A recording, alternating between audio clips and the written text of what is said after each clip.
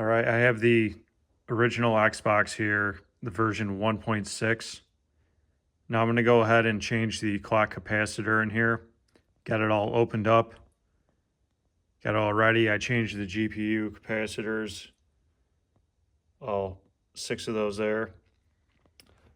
Now I figured I might as well do this one too. Now out of all of these, it's this one right here. The yellow one. I'm not having an issue with it. I just wanted to do some preventative maintenance. Might as well change it out if I got it all opened up right now. So I'm going to go ahead and do that. It's a little different than the versions prior to the 1.6. I have a video on those too. That would be down here on that type, but they moved it up here, the clock capacitor on the 1.6 version. So I'm going to go ahead and get the board out.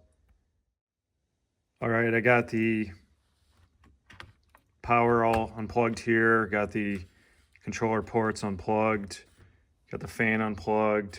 I'm gonna go ahead and pull this out. Now I gotta kind of lift back and up in an angle to get out of that back part right there.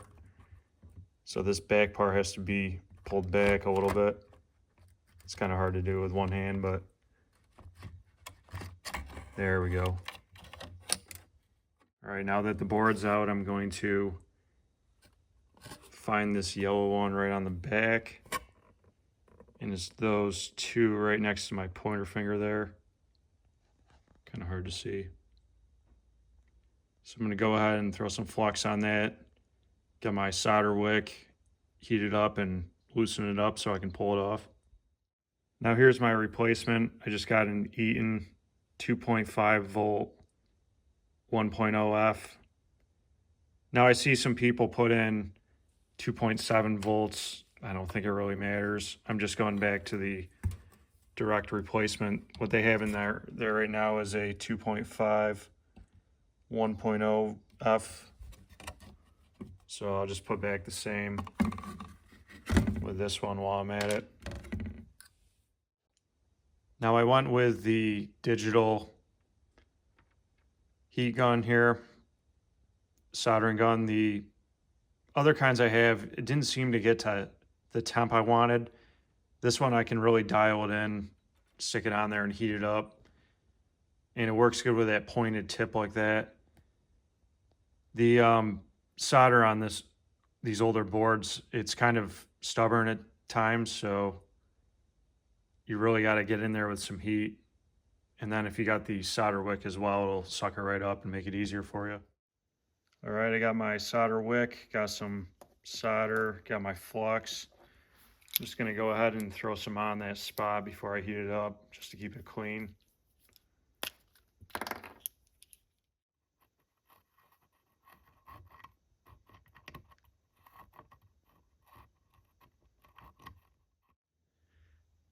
All right, I got a very clean removal there. I just threw some isopropyl on there just to clean it up. There's the back side right there. I'm happy with it. Now I'm going to go ahead and stick the new one in. Now when you do it, just make sure you know the polarity on these. So it would be this stripe side right here. That would be facing me. So it's going to go in like that, just like the old one.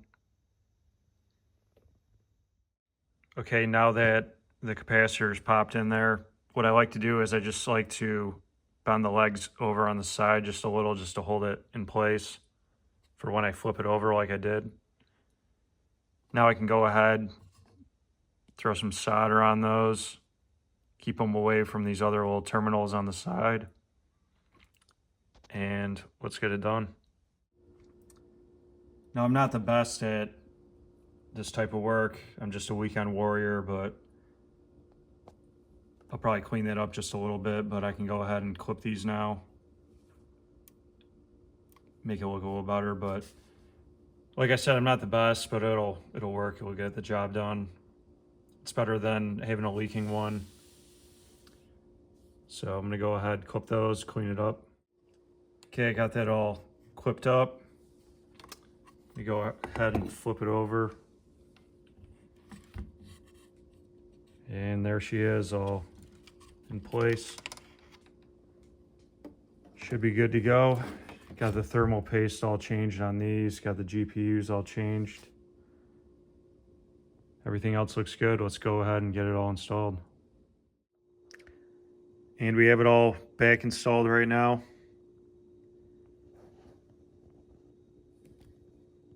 All in place, looks good. I'm gonna go ahead, close it all up, and fire it up and see how it goes.